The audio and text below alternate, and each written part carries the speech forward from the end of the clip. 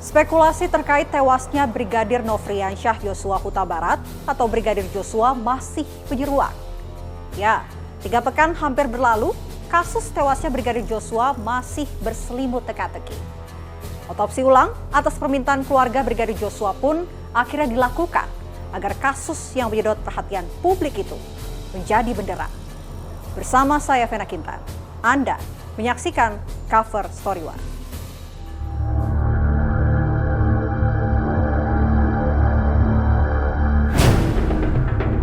Dengan banyaknya luka, maka kami sangat yakin ini adalah pembunuhan terencana. Maka kami meminta supaya dilakukan visum et repertum ulang dan otopsi ulang.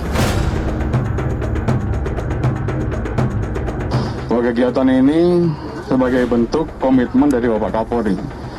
Ya, sesuai dengan arahan Bapak Presiden agar kasus ini dibuka secara terang benderang.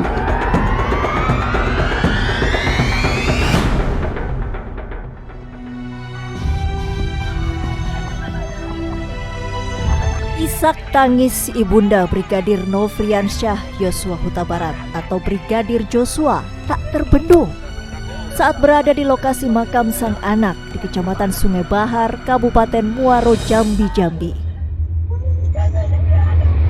Hari Rabu kemarin, 27 Juli, jenazah Brigadir Joshua akhirnya dibongkar kembali setelah 2 pekan dimakamkan. Pembongkaran dilakukan guna kepentingan autopsi ulang, sesuai yang diminta pihak keluarga Brigadir Joshua pada kepolisian. Keluarga Brigadir Joshua tak terima atas hasil autopsi pertama yang telah dilakukan tim forensik Rumah Sakit Polri Kramat Jati, Jakarta. Keluarga menemukan sejumlah luka di tubuh Brigadir Joshua yang dianggap tak wajar. Mereka menuding ada kejanggalan antara kondisi luka jenazah Brigadir Joshua dan pernyataan awal polisi soal baku tembak serta tudingan pelecehan yang berujung tewasnya Brigadir Joshua. Dengan banyaknya luka, maka kami sangat yakin ini adalah pembunuhan terencana. Kenapa pembunuhan terencana? Karena begini, penjelasan dari para Karopenmas Polri adalah tembak-menembak. Katanya 1 orang menembakkan 7 peluru, yang menembak ini adalah sniper tapi tidak kena. Tetapi ada yang tembak balik dari katanya Baradae, tembakannya 5 kali, kena 4 kali, menghasilkan 7 lubang. Ini ajaib, ini harus diperiksa dulu nih jenis senjata apa ini. Kemudian daripada itu tidak ada penjelasan Karopenmas bahwa ini ada luka-luka sajam, ada luka memar, ada luka pukulan dan sebagainya. Ternyata kami temukan ini pundaknya ini sudah rusak, sudah tidak kokoh lagi, beda dengan yang sebelah kiri. Maka kami meminta supaya dilakukan visum et repertum ulang dan otopsi ulang.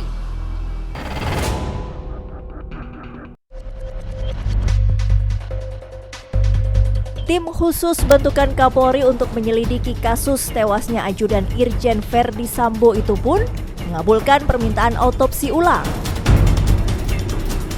Autopsi ulang dilakukan di Rumah Sakit Umum Daerah Sungai Bahar, Jambi, yang melibatkan tim forensik Rumah Sakit Cipto Mangunkusumo bersama tim forensik sejumlah rumah sakit dan universitas. Kami di sini bekerja, kita lihat tim-tim ini bekerja secara independen dan imparsial.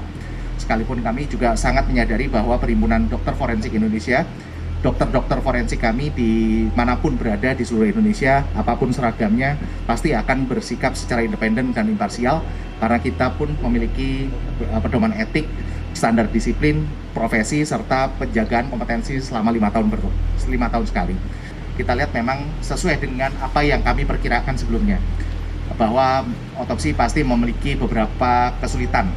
Pertama tentunya jenazah sudah diformalin dan sudah mengalami beberapa derajat pembusukan yang kita antisipasi memang akan terjadi. Namun itu semua alhamdulillah kita bekerja dan mendapatkan hasil yang cukup kami patut syukuri, karena beberapa juga masih bisa kami nyatakan kami cukup yakin itu sebagai luka sekalipun ada beberapa tempat yang memang kami akan diduga adalah sebuah luka yang harus kami konfirmasi juga melalui pemeriksaan mikroskopik. Proses otopsi juga dipantau langsung oleh Komnas HAM dan Kompolnas sebagai tim independen. Bagi keluarga Brigadir Joshua, hasil otopsi ulang menjadi tumpuan harapan mereka agar perkara tewasnya Brigadir Joshua bisa terungkap secara benderang. Karena pemberitaannya kan simpang siur, jadi keluarga menginginkan apa yang melatar belakangi, mohon kepada Bapak Kapolri untuk mengungkap. Itu harapan keluarga, jelas. Karena berita di luar itu sudah memang simpang siur, Pak. Jadi harapan keluarga agar diungkap sejelas-jelasnya, seterang-terangnya, sehingga keluarga puas akan hasil otopsi yang dilakukan sekarang. Karena sampai sejauh ini keluarga dari waktu almarhum di Jambi, mereka belum puas seperti itu. Baik dari otopsi yang sudah dilakukan sebelumnya, mereka tidak puas. Jadi kalau pada saat ini, karena otopsi ulang juga dilakukan di Sungai Bahar, saya rasa apapun yang menjadi hasil hari ini, harapan kami keluarga mudah-mudahan sudah cukup puas seperti itu, Pak. Telah dilaksanakan otopsi ulang dan tentunya juga pada saatnya akan disampaikan ke publik. Jadi saya kira semua kegiatan-kegiatan tersebut tentunya menjadi perhatian publik dan kita minta untuk semuanya ikut mengawasi sehingga transparansi, akuntabilitas dari hasil yang kita harapkan dan tentunya akan dipertanggungjawabkan ke publik betul-betul bisa berjalan dengan lancar, dengan baik dan memenuhi rasa keadilan yang tentunya ditunggu oleh publik.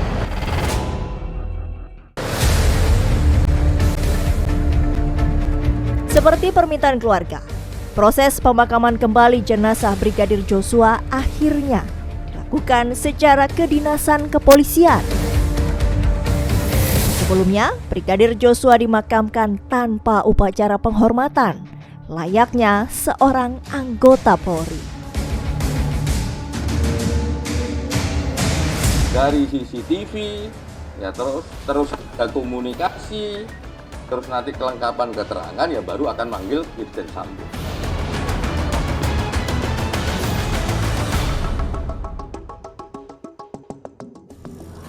Kasus tewasnya Brigadir Joshua menyedot perhatian publik. Komnas HAM pun ikut bergerak melakukan penyelidikan independen. Mulai dari memeriksa Baradae dan para ajudan Irjen Verdi Sambo lainnya, hingga menelisik CCTV yang merekam sepanjang perjalanan Magelang, Jakarta.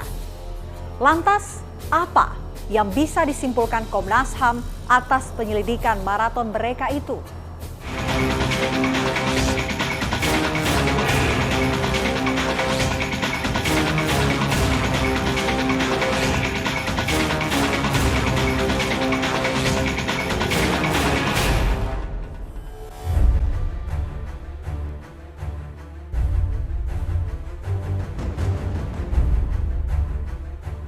Kasus baku tembak antar polisi yang menewaskan Brigadir Joshua masuk pada babak baru.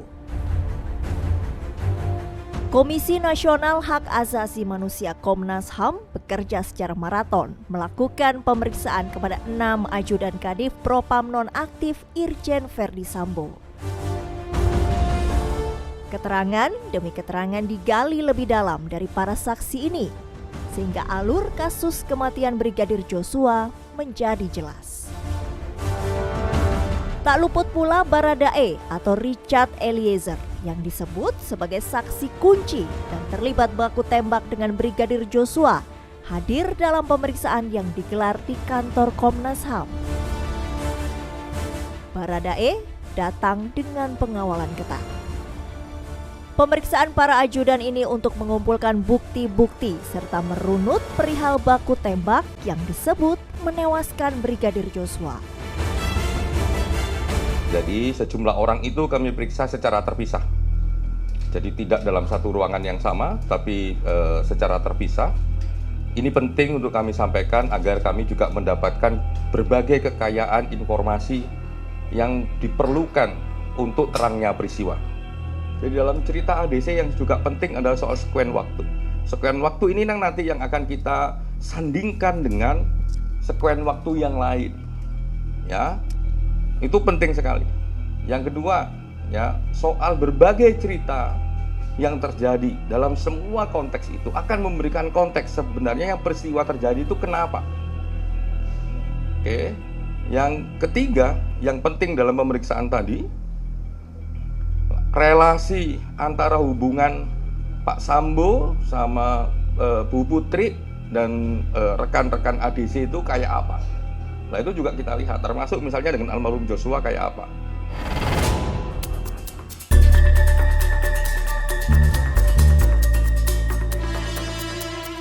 Pemeriksaan ini merupakan lanjutan dari penyelidikan independen yang tengah dilakukan Komnas HAM.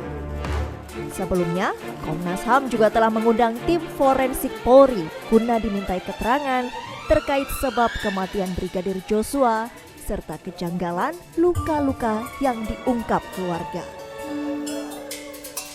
Mereka yang hadir adalah Kepala Rumah Sakit Polri, Brigjen Pol Haryanto, bersama 10 orang tim autopsi forensik Polri. Didampingi pula oleh Irwasum Polri, Komjen Pol Agung Budi Marioto, selaku Ketua Tim Khusus Penyelesaian Kasus Penembakan di Rumah Kadif Propam Nonaktif Irjen Pol Verdi Sambo. Untuk menjabarkan arahan Bapak Kapolri bahwa penyidikan ini harus transparan, maka saya hadir di sini, saya antar tim kedokteran forensik kita, dan saya tidak ikut di sana, biar yang menanyakan dari teman-teman dari Komnas HAM. Oleh karena itu, kehadiran saya di sini adalah untuk mengantar sesuai dengan permintaan dari Komnas HAM untuk pemanggilan. Timnya lengkap ya, tentu yang melaksanakan otopsi dan timnya, dan itu sudah sering. Pada saat ada hal seperti ini, pasti Komnas HAM akan memanggil, maka tim akan menyampaikan juga sesuai dengan kompetensinya. Ya tentu dipimpin oleh Kapusdokes ya, dengan timnya yang melaksanakan otopsi dan seterusnya.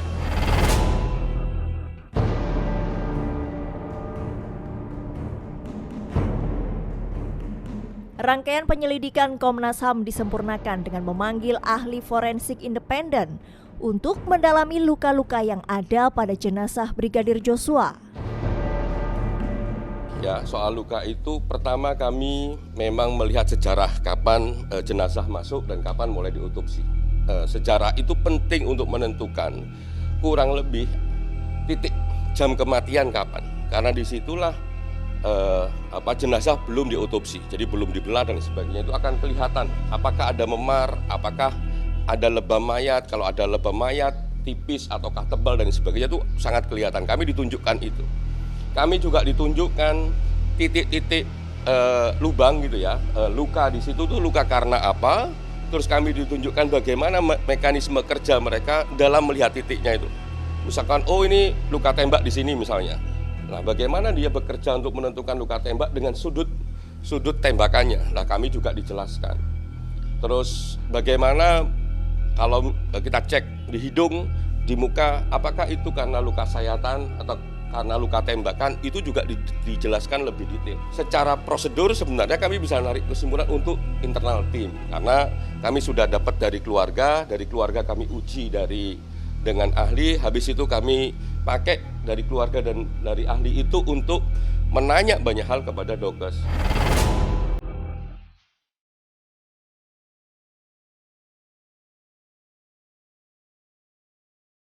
Kasus tewasnya Brigadir Joshua memang masih berselimut teka-teki dan tak surut dari sorotan publik.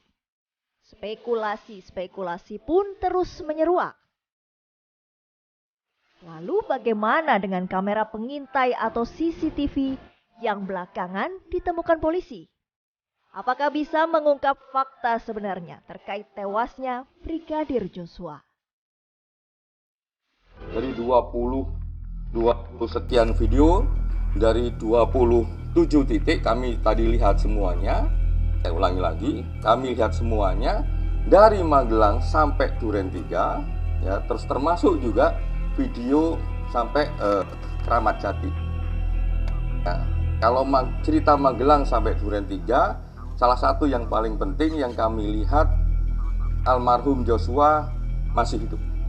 CCTV kami sudah dapat, ya kan? Cuman kami butuh pendalaman keterangan beberapa pihak, sehingga dari CCTV ya terus ada komunikasi, terus nanti kelengkapan keterangan ya baru akan manggil Irjen Sambo.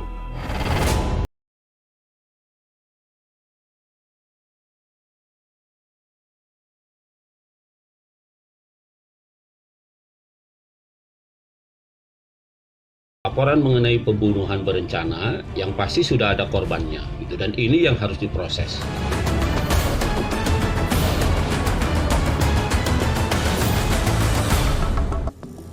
Di tengah teka-teki yang masih menyelimuti tewasnya Brigadir Joshua, dua laporan hukum berbeda terkait kasus ini bergulir, yakni soal pelecehan seksual yang dilaporkan istri Irjen Verdi Sambo ke Polda Metro Jaya, serta tentang dugaan pembunuhan berencana yang dilaporkan keluarga Brigadir Joshua ke Bareskrim Mabes Polri. Kepolisian pun masih melanjutkan proses hukum kedua laporan tersebut.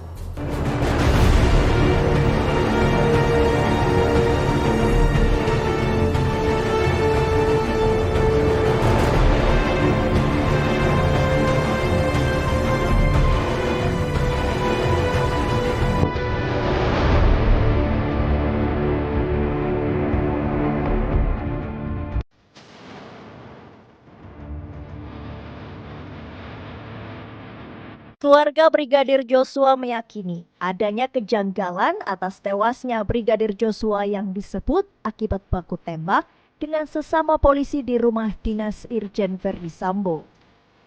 Apalagi disertai dugaan pelecehan yang dilakukan oleh Brigadir Joshua. Mereka justru menduga ada unsur pembunuhan berencana. Dugaan itu pun telah mereka laporkan ke Bareskrim Mabes Polri pada 18 Juli lalu. Kepolisian juga telah menindaklanjuti laporan dugaan pembunuhan berencana itu.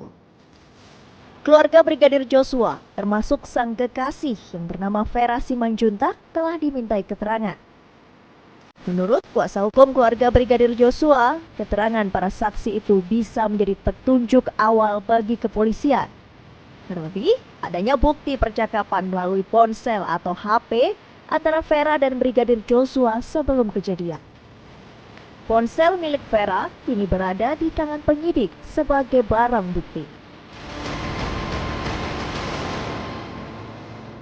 Tadi Bang, seputar komunikasi terakhir korban dengan si orang terdekat dia lah selain keluarga. Jadi di situ diterangkan bagaimana komunikasi terakhir apa saja yang dibicarakan terakhir di situ. Dan ini untuk sebagai petunjuk awal untuk membantu polisi dalam mengungkap, karena di situ kan ada yang terakhir berkomunikasi itu adalah pihak. Bang, apa benar ini terkait ada dugaan ancaman pembunuhan yang disampaikan yang diceritakan oleh Brigadir J kepada Mbak Vera dulu? Mungkin itu nanti penyidik lah nanti yang menyebutkan, tapi memang semua yang sudah dibicarakan sama oleh Brigadir Joshua terhadap si korban itu sudah disampaikan di atas. Tadi ada ini nggak? Ada yang disita juga nggak barang-barang dari Mbak Vera? Oh iya, tadi disita itu alat komunikasi dia, satu buah handphone untuk di laboratorium untuk diperiksa apa isinya, apa yang terkait dengan pembunuhan perkara ini.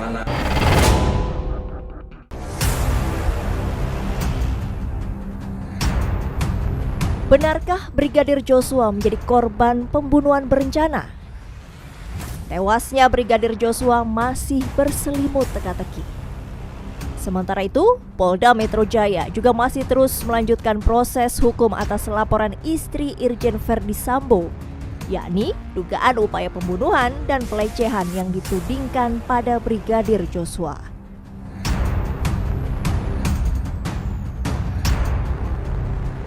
Pada 23 Juli lalu, polisi telah menggelar prarekonstruksi di rumah dinas Irjen Verdi Sambo di Jalan Duren 3 Pancoran, Jakarta Selatan yang dilaporkan sebagai tempat kejadian perkara.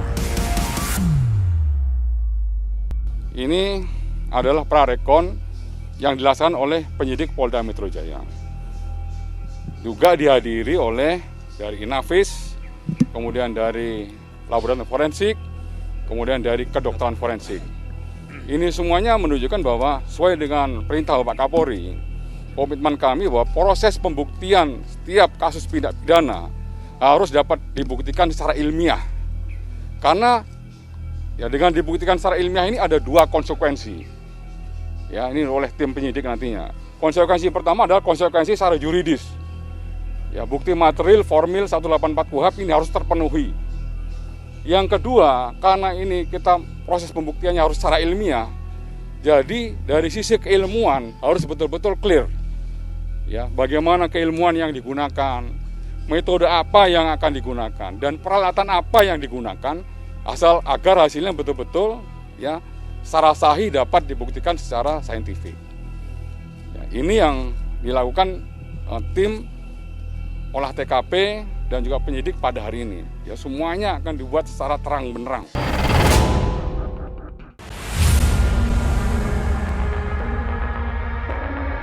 Ya, tewasnya Brigadir Joshua berbuntut dua laporan hukum berbeda. Yang pertama dilayangkan istri Verdi Sambo dengan terlapor Brigadir Joshua. Dan satunya lagi dilaporkan oleh keluarga Brigadir Joshua, di mana Brigadir Joshua sebagai korban dugaan pembunuhan berencana.